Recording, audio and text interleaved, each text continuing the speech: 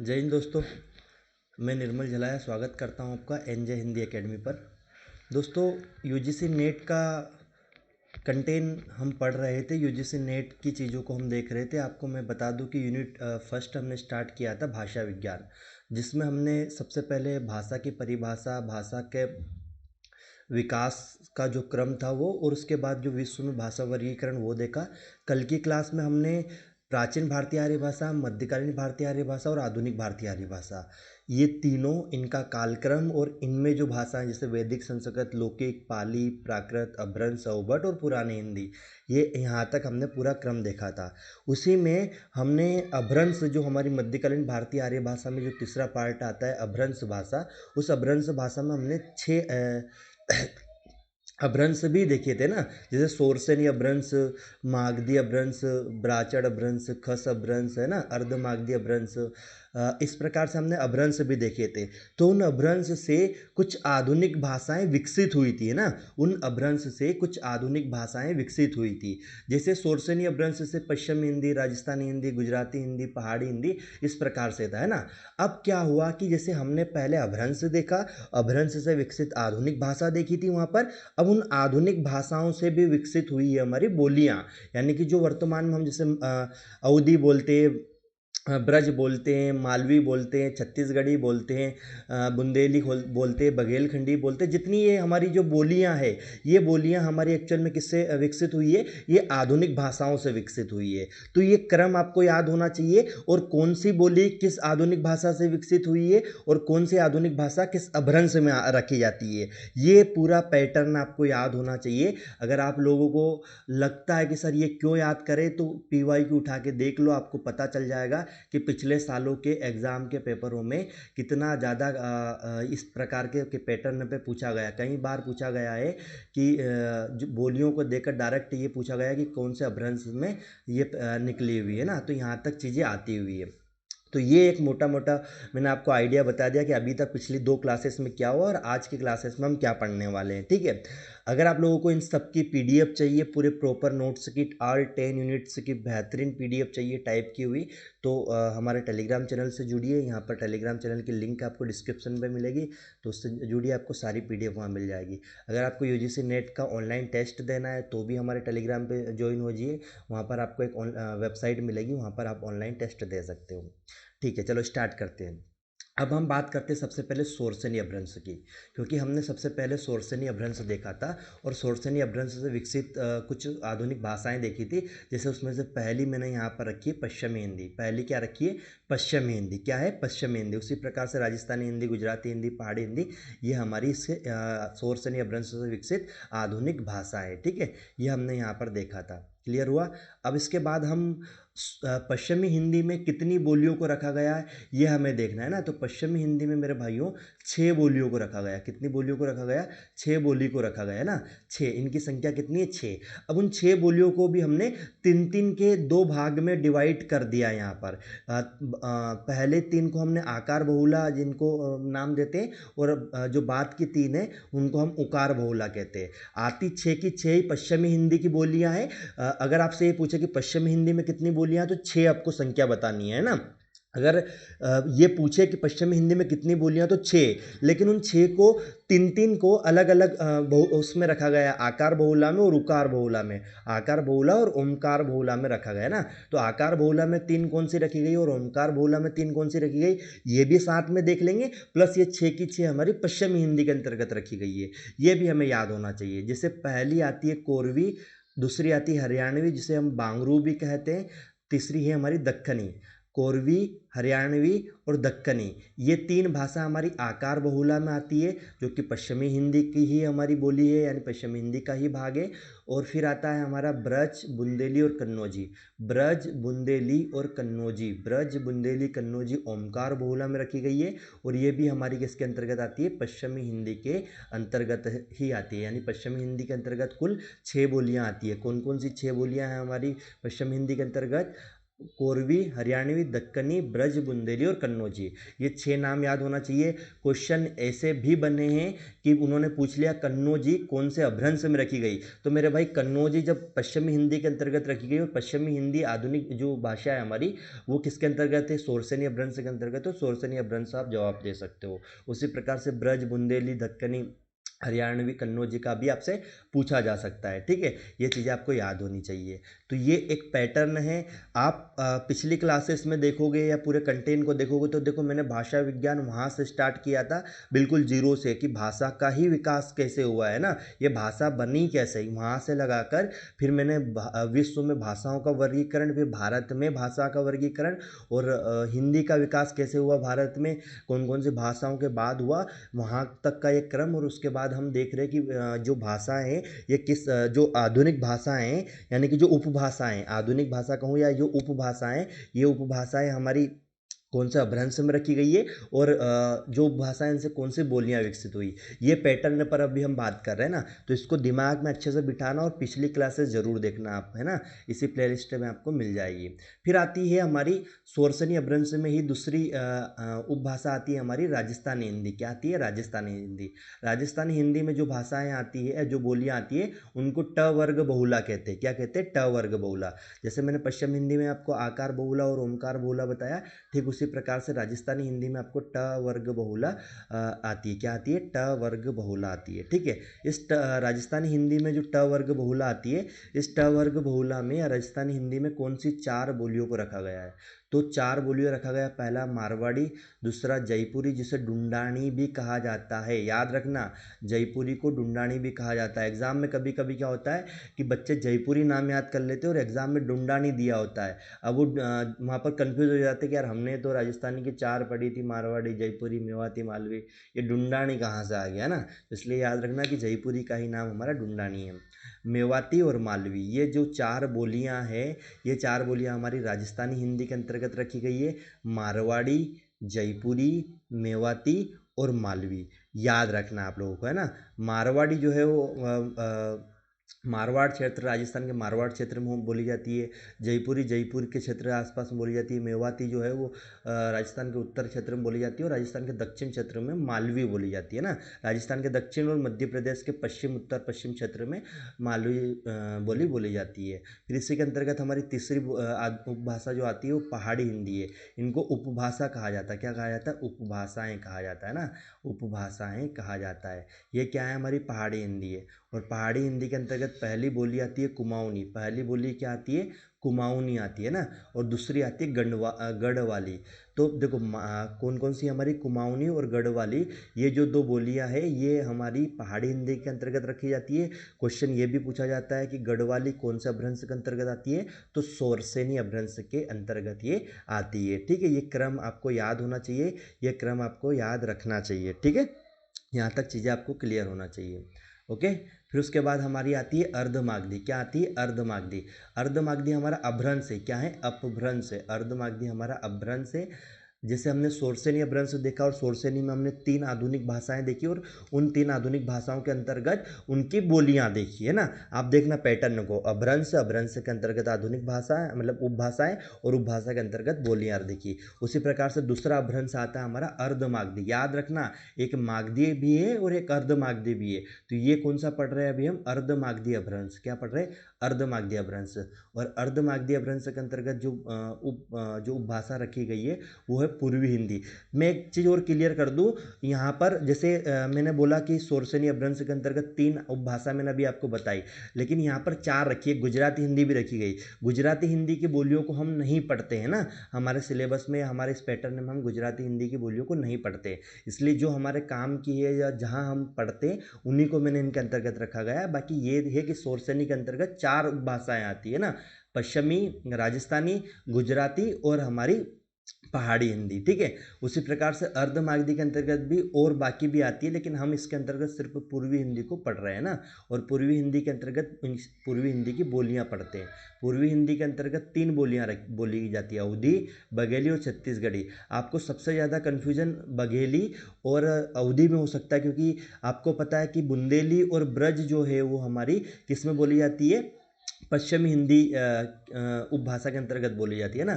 तो ये कन्फ्यूजन हो सकता है आपको कि भाई बघेली और अवधी में भी थोड़ा बहुत सिमिलर आपको वहाँ पर चीज़ें देखने को मिलती है। तो ये क्लियर रखना है कि पश्चिमी हिंदी का भाग है, बघेली, अवधी और छत्तीसगढ़ी, और ये हमारी अर्ध मागधी के अंतर्गत रखी गई। किसके अंतर्गत रखी गई? अर्ध मागधी के अंतर्गत, ठीक है। और जो मागधी अपभ्रंश है हमारा, क्या है? मागधी अपभ्रंश, जो तीसरे नंबर का अपभ्रंश आता है मागधी अपभ्रंश, उसके अंतर्गत हमारी बिहारी हिंदी रखी गई है ना। बिहारी हिंदी हमारी उपभाषा है, याद रखना ये उपभाषा है। बिहारी हिंदी क्या है? उपभाषा है। और इसके अंतर्गत भी 3 बोलियों को रखा गया, भोजपुरी, मगही और मैथिली। भोजपुरी, मगही और मैथिली, भोजपुरी, मगही और मैथिली जो है वो बिहारी हिंदी के अंतर्गत रखी गई है ना। ये मागधी अपभ्रंश के अंतर्गत रखी गई। इस तरीके से आप इनको याद रख सकते हो, ठीक है। तो ये एक पूरा सीक्वेंस मैंने बताया, जो एग्जाम में पूछा जाता है वो पूरा सीक्वेंस मैंने आपको यहाँ पर बता दिया है। मैं एक बार फिर से रिपीट कर देता हूँ और एक चीज़ और क्लियर कर देता हूँ कि देखो मैंने यहाँ पर सिर्फ 3 ही अपभ्रंश रखे ना, इसके बाद भी अपभ्रंश है, ख्रस अपभ्रंश, ब्राचड़ अपभ्रंश, ये और अपभ्रंश हमारे है अभी। लेकिन हमें वो अपभ्रंश पढ़ना है जिनमें हमारी जो हिंदी भाषा या हिंदी भाषा बेल्ट में जो बोलियाँ बोली जाती है, जो हिंदी भाषा के क्षेत्र में या हिंदी जहाँ पर उन बोलियों में कहीं ना कहीं हिंदी का प्रयोग किया जाता है, उन्हीं बोलियों की हम भाषा और उन्हीं के जो भाषा जिस अपभ्रंश में रखी गई उन्हीं को हम देख रहे हैं ना। बाकी वैसे तो हमारा बाकी और भी आता है, तमिल तेलुगु भी रखी गई है और ये सारी चीज़ें भी आती है, लेकिन वो हम देख नहीं रहे हैं यहाँ पर, हमारे काम की वो चीज़ें है नहीं, ठीक है। मैं फिर बोल रहा हूँ, शोरसेनी अपभ्रंश देखा, शोरसेनी अपभ्रंश के अंतर्गत हमने पश्चिमी हिंदी देखा पहले। पश्चिमी हिंदी के अंतर्गत हमारी 6 बोलियाँ हैं, कोरवी, हरियाणवी, दक्कनी, ब्रज, बुंदेली और कन्नौजी, है ना। राजस्थानी हिंदी देखा, राजस्थानी हिंदी के अंतर्गत 4 है, मारवाड़ी, जयपुरी, मेवाती और मालवी, है ना।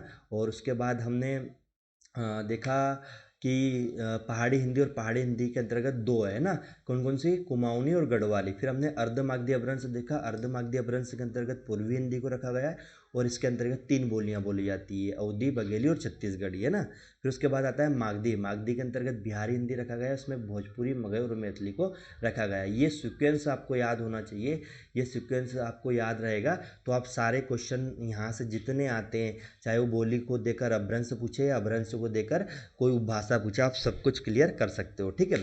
अब कुछ पॉइंट हम यहाँ पर देख लेते हैं, जैसे यहाँ पर नोट करके मैंने लिखा है कि डॉक्टर भोलाराम तिवारी ने पश्चिमी हिंदी के अंतर्गत 2 अन्य बोलियाँ ताजू ताजू बब्बे की तथा निमाड़ी को भी स्वीकार किया। किसके अंतर्गत स्वीकार किया? पश्चिमी हिंदी के अंतर्गत। ये सिर्फ बाबूराम सक्सेना ने भोलाराम तिवारी ने इसको स्वीकार किया, बाकी लोगों का हमें यहाँ देखने को नहीं मिलता इस प्रकार का, ठीक है। फिर हमें आता है हिंदी भाषा की प्रमुख बोलियों के अन्य नाम और नाम एवं उसकी उपबोलियाँ हमें देखनी। क्या देखनी है? हिंदी भाषा की प्रमुख बोलियों के अन्य नाम व उनकी उपबोलियाँ हमें देखनी है। उनकी क्या देखनी है? उपबोलियाँ। मैं फिर रिपीट कर रहा हूँ, हिंदी भाषा की जो प्रमुख बोलियाँ मैंने अभी आपको बताई वर्तमान में, है ना, ये बोलियाँ और इनके अंतर्गत हमारे जो इनके अंतर्गत हम जो उपबोलियाँ आती हैं, यानी बोलियों के अंतर्गत भी जो उपबोलियाँ हैं या फिर इन बोलियों के जो अन्य नाम हैं, इन बोलियों के अन्य नाम हैं वो हम देखते हैं। ये कई बार एग्जामों में पूछा गया, जैसे ब्रज का की उपबोलियाँ पूछी गई है, बुंदेली की उपबोलियाँ पूछी गई है, ब्रज का अन्य नाम पूछा गया है, ठीक है। इस तरीके से हमारे ये चीज़ें बहुत बार पूछी गई है, तो हमारे लिए बहुत इंपॉर्टेंट हो जाता है, ठीक है। अब इसको जैसे मैं यहाँ पर आपको बता रहा हूँ कि एक तरफ मैंने बोलियाँ लिखी है, एक तरफ मैंने उनके अन्य नाम लिखे हैं और दूसरी तरफ मैंने उनकी उपबोलियाँ लिखी है। ये सीक्वेंस मैंने यहाँ पर रखा हुआ है, ठीक है। जैसे अब मैं पहले बताऊँ आपको कि पहली बोली हम देखते हैं हरियाणवी, है ना। हरियाणवी का अन्य नाम बांगरू है, ये मैंने वहाँ पर भी बताया था, या इसे देशवाली भी कहा जाता है। अब देखो एग्जाम में हरियाणवी दे सकता है, बांगरू दे सकता है, देशवाली दे सकता है, तीनों में से कोई एक नाम वो दे सकता है। तो आपको याद रखना हरियाणवी के ही 2 अन्य नाम है, बांगरू और देशवाली। इसकी उपबोली में जाटू और चमरवा, इसको जाटू और चमरवा 2 इसकी उपबोलियाँ हैं। किसकी? हरियाणवी की, बांगरू की या देशवाली की। तीनों में से किसी एक का नाम लेकर आप इनकी उपबोलियाँ बता सकते हो कि किसकी उपबोली है। हरियाणवी की जो उपबोली है, उपबोली यानी हरियाणवी बोली की बोली क्या है? जाटू है और चमरवा है, ठीक है। फिर आता है हमारी ब्रज भाषा बोली। ब्रज भाषा बोली जो है, ब्रज भाषा बोली का अन्य नाम है अंतर्वेदी। ब्रज भाषा बोली का अन्य नाम क्या है? अंतर्वेदी है। याद रखना ये क्वेश्चन आए हुए है ना, ये क्वेश्चन मैं वो बता रहा हूँ या वो कंटेंट बता रहा हूँ जो पिछले PYQ में आया हुआ है, वो क्रीम कंटेंट बता रहा हूँ, ठीक है। ब्रज भाषा जो है, ब्रज भाषा बोली के अन्य नाम क्या है, अंतर्वेदी है। और इसकी जो उपबोलियां हैं वो बुक्सा, जादोवाटी और डांगी। बुक्सा, जादोवाटी, बुक्सा, जादोबाटी और डांगी। याद रखना, बुक्सा, जादोबाटी और डांगी जो है ये ब्रज भाषा की उपबोलियां हैं। किसकी है, ब्रज भाषा की उपबोलियां। किसके अंतर्गत रखी जाती है, ब्रज भाषा के उपबोलियां ब्रज भाषा के अंतर्गत रखी जाती है। इसका अन्य नाम क्या है, अंतर्वेदी है। इसका अन्य नाम क्या है, अंतर्वेदी है। ठीक है। फिर आता है बुंदेली बोली। क्या आता है, बुंदेली बोली। बुंदेली बोली का अन्य नाम क्या है, बुंदेलखंडी इसको कहा जाता है। क्या कहा जाता है, बुंदेलखंडी। बुंदेली बोली का अन्य नाम बुंदेलखंडी है। इसके अंतर्गत 4 उपबोलियां आती है, एक पावरी, एक पनवारी, बनाफरी, लोधांती और निभट्टा। पनवारी, मैं फिर रिपीट कर रहा हूँ, पनवारी, बनाफरी, लोधांती और निभट्टा। पनवारी, बनाफरी, लोधांती और निभट्टा। पनवारी, बनाफरी, लोधांती और निभट्टा। ये जो 4 बोलियां हैं ये हमारी बुंदेली के अंतर्गत रखी जाती है। बुंदेली की उपबोलियां हैं और बुंदेली का अन्य नाम बुंदेलखंडी है ना। बुंदेली की उपबोलियां क्या है, पनावरी, बनाफरी, लोधांती और निभट्टा है। ठीक है, ये आपको याद रखना। देखो, एक निभट्टा और एक निबट्टा आएगा, ये भ है और ये ब है, ये आपको याद रखना है ना, दोनों में कंफ्यूजन नहीं होना है। बघेली की उपबोली निबट्टा है, निबट्टा है। और बुंदेली की उपबोली नी भट्टा है, भ भालू वाला आ रहा है। इन दोनों में कंफ्यूजन क्रिएट नहीं होना चाहिए, आपको एकदम क्लियर होना है ना। नी भट्टा आए तो बुंदेली की बोली है, नी बट्टा आए तो बघेली की बोली है। ठीक है। फिर आता है अवधी। अवधी का अन्य नाम क्या है हमारा, कोसली या बेसवाड़ी। अवधी को हम कोसली भी बोलते हैं या बेसवाड़ी भी बोलते हैं। आपने देखा ना कि कौशल नरेश राम या भगवान राम की जो भाषा थी, उस अयोध्या क्षेत्र की भाषा वो कोसली थी या बेसवाड़ी थी, है ना। तो हम कहते हैं कि जो अवधी है, अवधी का अन्य नाम कोसली या बेसवाड़ी है ना। और इसकी जो उपबोली है वो क्या है, ओनाई, गहोरा और जूडर। ओनाई, गहोरा और जूडर है। ओनाई है, गहोरा है और जूडर है। ये हमारी अवधी की उपबोलियां हैं। इसका अन्य नाम कोसली और बेसवाड़ी है। ठीक है, ये याद रखना है आपको।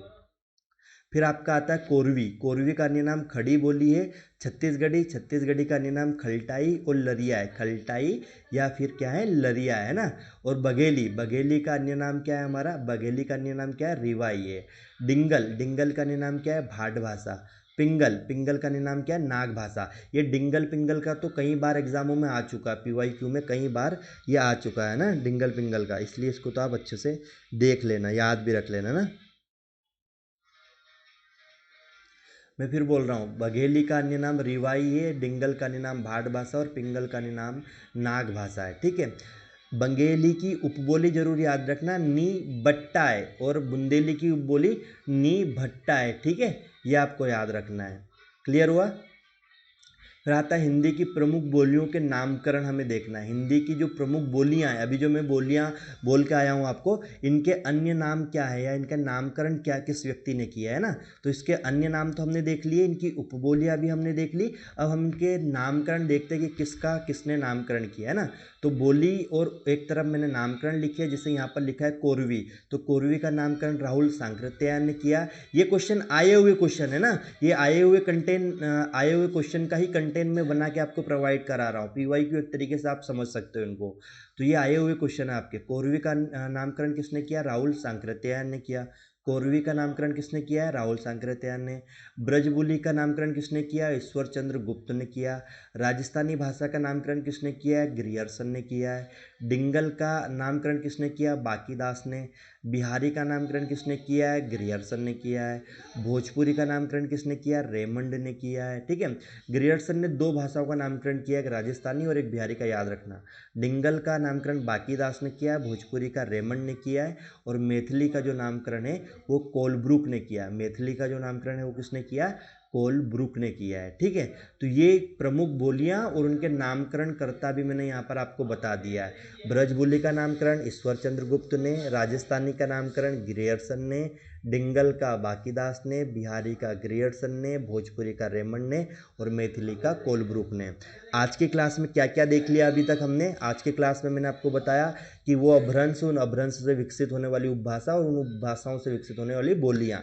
तो यानी कि हिंदी भाषा के अंतर्गत जितनी बोलियाँ आती हैं उन बोलियों को किस उपभाषा के अंतर्गत रखा गया और वो उपभाषा किस अपभ्रंश के अंतर्गत आती है, ये देखा हमने। फिर हमने देखा कि बोलियों के अन्य नाम क्या है और उनके उपबोलियाँ क्या है, ये हमने देखा। और उसके बाद हमने देखा कि जो बोलियाँ हैं इनके नामकरणकर्ता कौन है ना। जैसे हमने बताया कि ब्रजबुली के ईश्वर चंद्र गुप्त है, राजस्थानी के ग्रियर्सन है, डिंगल के बाकीदास है, बिहारी के ग्रियर्सन है, भोजपुरी के रेमंड है, मैथिली के कोलब्रुक है। ये सारे हमने आपको बताए। अब आगे क्या देखना है कि यार ये जो भाषाएं हैं ये भाषाओं का क्षेत्र क्या है। जैसे ब्रज भाषा है तो ये कहाँ कहाँ बोली जाती है, और ये क्वेश्चन भी आता है। आप लोग PYQ उठा के देखो, आपको पता चल जाएगा कि किसी भाषा के क्षेत्र से भी कई बार क्वेश्चन पूछा गया है और बहुत पूछा गया है ना। तो आपको मैं बता दूं कि ब्रज भाषा, जैसे ब्रज भाषा है तो ब्रज भाषा ये याद रखना किसके अंतर्गत रखी गई, ओमकार बहुला के अंतर्गत। और फिर इसके बाद ये किस क्षेत्र में बोली जाती है, तो जैसे मथुरा, आगरा, अलीगढ़, बरेली, बदायूं, एटा, मैनपुरी, गुड़वाना, भरतपुर और करौली, ये क्षेत्र ऐसे जो ब्रजभाषा का क्षेत्र है, यानी यहाँ पर ब्रजभाषा बोली जाती है। उत्तर प्रदेश का ये क्षेत्र पूरा है ना, ये आपको क्लियर रखना है यहाँ तक। चलो ये वाला कंटेंट मैं आपको कल पढ़ा दूंगा। इसमें बहुत सारे नाम और बहुत सारी चीज़ें आपको समझानी है यहाँ पर, है ना। तो ये वाला कंटेंट हम कल की क्लास में देखेंगे, इसके साथ बाकी और भी चीज़ें हम कल की क्लास में देखेंगे, ठीक है। ओके स्टूडेंट, मिलते कल एक अगले वीडियो के साथ। कंटेंट अगर ये सारी PDF आपको चाहिए तो टेलीग्राम चैनल ज्वाइन कर लीजिए, सब कुछ मिल जाएगा आप लोगों को।